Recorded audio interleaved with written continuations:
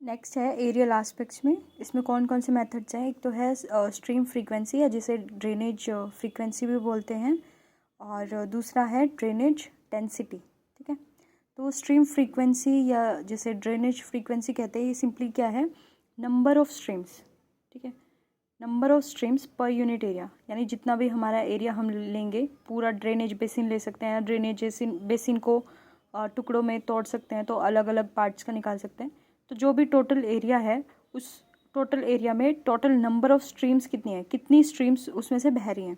ठीक है, तो फ्रीक्वेंसी जैसे होता है ना, फ्रीक्वेंसी क्या होता है कि कितनी बार कोई चीज़ है। ठीक है, नंबर ऑफ समथिंग, तो number of streams per unit area. जैसे इस एक पॉइंट है, तो उसमें विद इन सेकेंड कितनी वेव्स उसमें से जा रही हैं, तो उसकी फ्रीक्वेंसी होती है। ठीक है,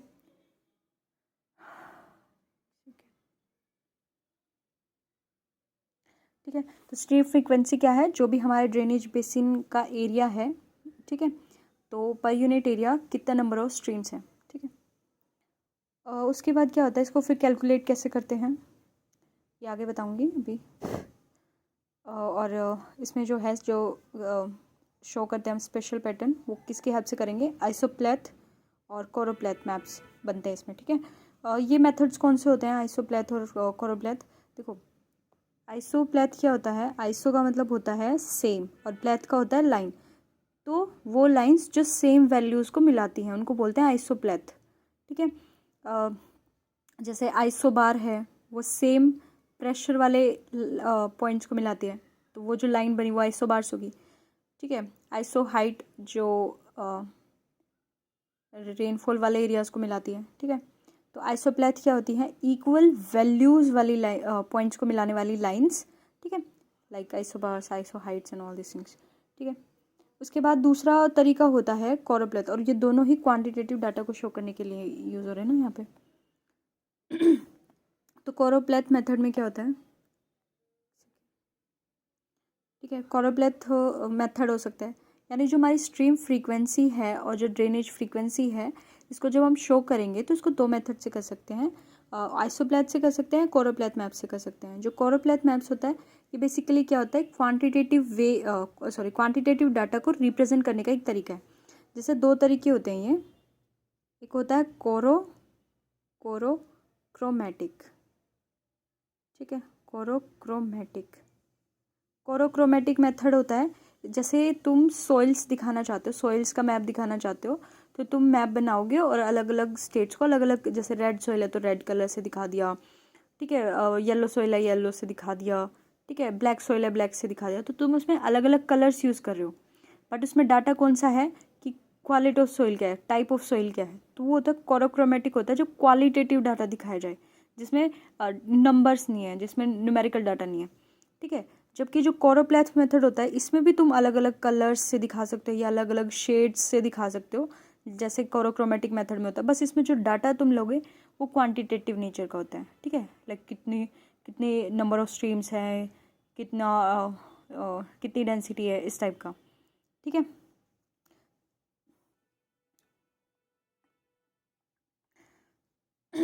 अब तक क्या देखा है? स्ट्रीम फ्रीक्वेंसी है। स्ट्रीम फ्रीक्वेंसी क्या होता है? Number of streams per unit area. ठीक है, कितनी स्ट्रीम्स है पर यूनिट एरिया, ये होगा। और इसको दिखाएंगे कैसे हम?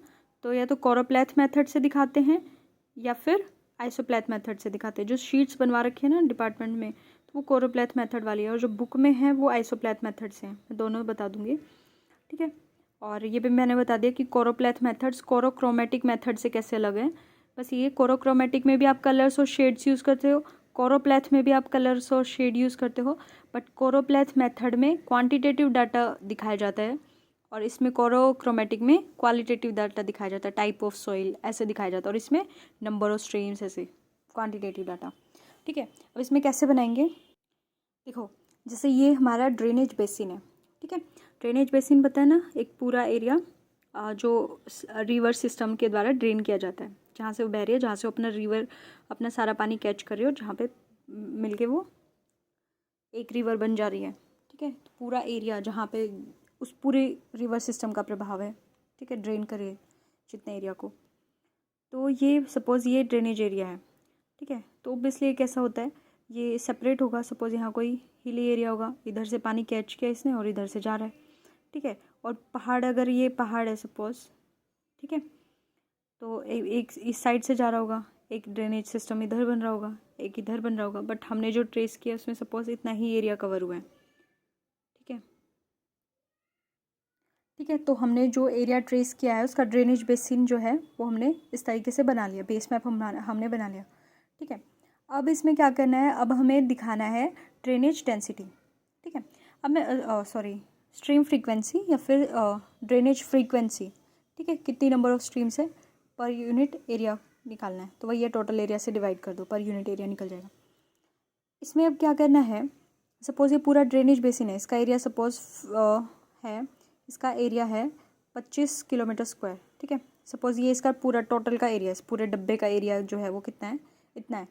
और फिर मुझे इस ड्रेनेज जो बेसिन है इसमें नंबर ऑफ स्ट्रीम्स काउंट करनी है, तो मैं कर लूँगी 1 2 3 4 5 6 7 8 9 10, ठीक है। इस तरीके से मैंने इनकी सपोज नंबर काउंट कर लिए, ठीक है। तो मैं इधर लिख देती हूँ जितनी भी होंगी 10 12, ठीक है।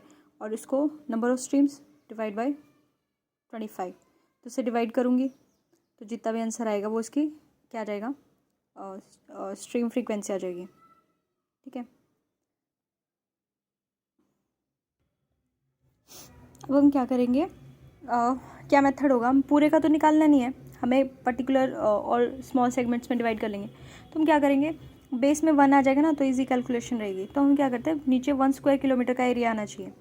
तो हमें पता है जो स्केल है, स्केल क्या कहता है कि इसमें 1 centimetre is equal to 0.5 kilometre है ना। ये स्केल है ना, 1:50,000, सॉरी 50,000 ये स्केल है ना। तो उसको स्टेटमेंट ऑफ स्केल में कन्वर्ट किया तो क्या था, 1 सेंटीमीटर क्या डिनोट करता है, 0.5 किलोमीटर, ठीक है।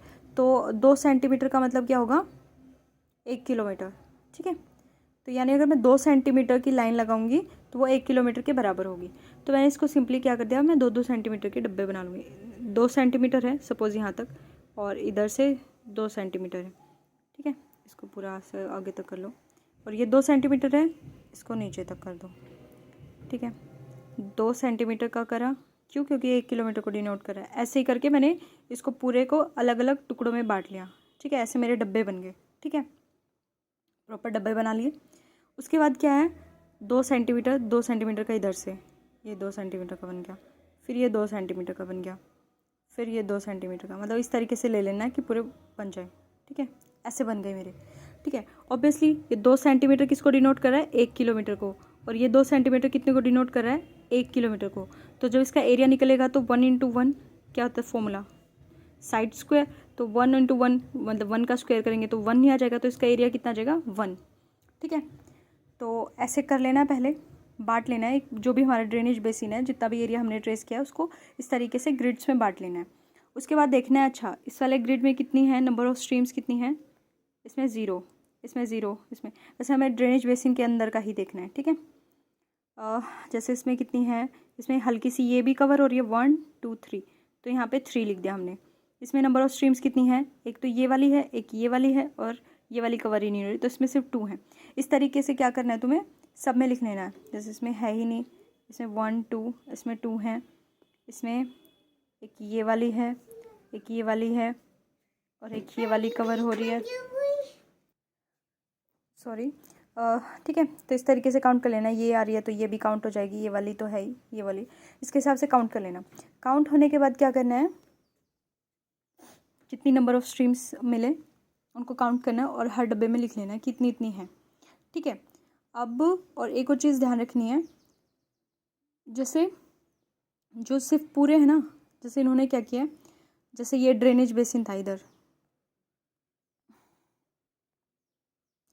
जैसे ये ड्रेनेज बेसिन है हमारा, ठीक है, ये वाला, तो इसमें उन्होंने सिर्फ वो वाले बॉक्सेस लिए हैं जो बॉक्सेस उसमें कंप्लीट कवर होते हैं। जैसे अगर यहाँ से मैं एक बॉक्स बनाऊंगी तो वो ड्रेनेज बेसिन से बाहर जाएगा, तो वो बॉक्स को इन्होंने कंसीडर नहीं किया। सिर्फ वो बॉक्स जो कम्प्लीटली उस ड्रेनेज बेसिन के अंदर आ जाए, सिर्फ वो रखने हैं फाइनल में, ठीक है। क्यों, क्योंकि सपोज़ अगर मैं ये वाला लेती हूँ, सपोज़ मैं ये वाला बॉक्स अगर मैं दिखाना चाहती हूँ, ठीक है, ये वाला बॉक्स, तो ये तो इस वाले ड्रेनेज बेसिन से बाहर निकल गया। ड्रेनेज बेसिन की बाउंड्री क्या है, ये वाली है। सपोज ये ड्रेनेज बेसिन यहाँ पे क्यों है, क्योंकि यहाँ पे एक माउंटेन था, तो रिवर जो पूरा सिस्टम है वो इधर इधर बह रहा है। लेकिन हो सकता है इस माउंटेन के इधर से भी एक रिवर सिस्टम बन रहा हो, इधर से इंडस निकल रही है, इधर से ब्रह्मपुत्रा निकल रही हो, है ना, हो सकता है, पॉसिबल है।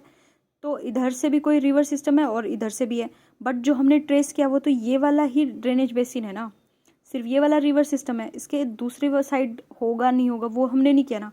तो अगर मैं इस वाले को सिर्फ यहाँ की नंबर ऑफ स्ट्रीम्स काउंट करके इसको शेड दे दूँ कि यहाँ पे तो सिर्फ 2 स्ट्रीम्स है, उसको अलग शेड कर दूँ, तो वो जस्टिफाई नहीं कर पाएगा ना, क्योंकि इस ड्रेनेज बेसिन के दूसरे साइड एक दूसरा बेसिन हो सकता है और उसके वहाँ पे हो सकता है कोई स्ट्रीम्स हो, तो आइडिया अच्छे से नहीं लग पाएगा। तो इसलिए जो सिर्फ कंप्लीट कवर हो रहे हैं ना, सिर्फ उनका लेना है। जैसे ये वाला भी कंप्लीट कवर नहीं हो रहा है, ये भी ड्रेनेज बेसिन से बाहर जा रहा है, ये वाला बॉक्स भी तो ड्रेनेज बेसिन के बाहर जा रहा हो सकता है यहाँ पे कोई दूसरी रिवर की दूसरे सिस्टम की रिवर बह रही हो, तो ये वाला भी कंसीडर नहीं करना, सिर्फ जो पूरे बॉक्स होंगे ना उनको लेना है। उसके बाद जो बॉक्स आ गए अब उनको शेड देना है, ठीक है। अब शेड कैसे देना है, सबसे कम वाला देख लो, सपोज़ क्या है 0 वाला है सबसे कम, और सपोज़ किसी में 6 भी स्ट्रीम्स चली जा रही हैं, तो उसके हिसाब से डिवाइड कर लो, 0 से 2, 2 से 4, 4 से 6, ऐसा कुछ शेड बना लो। और जनरली शेड ऐसे दी जाती है जहाँ पे ज़्यादा हो ना वहाँ पे डेंस शेड रखी जाती है, मतलब थोड़ी गाढ़ी शेड होती है, देख के पता चल जाए। और जो जहाँ पे कम होती है ना उसकी हल्की शेड होती है, जैसे खुली लाइन ऐसे लगा दी, ठीक है। ये कोरोप्लेथ मेथड है, ये जो किया है ना ये कोरोप्लेथ मेथड है, ठीक है। इस तरीके से शीट बनेगी, ऐसी कुछ बन जाएगी, ठीक है। इसमें सिंपली क्या है, जो ड्रेनेज बेसिन दे रखा है उस ड्रेनेज बेसिन की या तो तुम पूरे की सिर्फ एक ही निकाल लो, ठीक है, total number of streams count करके डिवाइड बाय जो एरिया है वो कर लो, बट पूरे एरिया की अच्छे से नहीं स्टडी हो पाएगी, तो उसको टुकड़ों में तोड़ लेना है, ठीक है। तो टुकड़ों में तोड़ना है, कौन सा सही रहेगा, पर स्क्वायर किलोमीटर का मुझे निकालना है, तो मैंने क्या किया, 1-1 किलोमीटर स्क्वायर के डब्बे बना लिए, ठीक है। इनका एरिया कितना है 1 स्क्वायर किलोमीटर, ठीक है, ये निकाल लिए। और फिर मैंने हर डब्बे में काउंट किया नंबर ऑफ़ स्ट्रीम्स को, और फिर जितना भी नंबर आए उसके हिसाब से मैंने देख लिया, अच्छा मेरे किसी डब्बे में तो 6 भी जा रही है, सपोज़ मेरा किसी में 0 जा रही थी और किसी में 3 ही स्ट्रीम है, मैक्सिमम हाईएस्ट मेरी स्ट्रीम 3 ही जा रही है, तो इसमें मैं क्या बनाऊंगी, 2 ही बन जाएंगे। जैसे मैं ऐसे बना सकती हूँ 0 से 1, 1 से 2, 2 से 3, वो कैटेगरीज जैसे भी बनाने चाहो वैसे बना सकते हो, ठीक है। तो ये है, और आइसोप्लेथ मेथड भी है, उसमें क्या होता है उसमें बता देना अगर कराना हो तो, क्योंकि वो भी इजी है, ठीक है, ठीक है। इसमें बस यही था, स्टार्टिंग में इसकी डेफिनेशन दे रखी है क्या होता है, और फिर उसके बाद इसको कंप्यूटेशन करने के लिए अलग अलग ग्रिड स्क्वायर्स में डिवाइड किया जाता है, वो मैंने बता दिया। और फिर किस मेथड से उसको पैटर्न्स को कैसे दिखाना है, फिर कोरोप्लेथ मेथड से, ठीक है। कोरोप्लेथ मेथड्स क्वांटिटेटिव डाटा के लिए होता है और कोरोक्रोमेटिक क्वालिटेटिव डाटा के लिए होता है। दोनों में होता क्या है, शेड्स दी जाती है, अलग अलग रंग दिए जाते हैं या अलग अलग पैटर्न्स दिए जाते हैं, और फिर उसके बाद कैटेगरीज बनाई जाती है तुम्हारी, उन्हीं के बेसिस पे पैटर्न्स बनाए जाते हैं, जिसकी जैसे बहुत डेंस है, किसी में बहुत ज़्यादा नंबर ऑफ स्ट्रीम्स है तो उसको डार्क शेड दे दिया, ऐसे होता है। और आइसोप्लेथ मेथड बता दो अगर कराना हो तो, बाकी वो इजी होता है, उसमें इंटरपोलेशन यूज़ होती है, बट अगर शीट्स वैसे बनवा रखे हैं डिपार्टमेंट में किसी ने तो वो करा दूँगी, बता देना।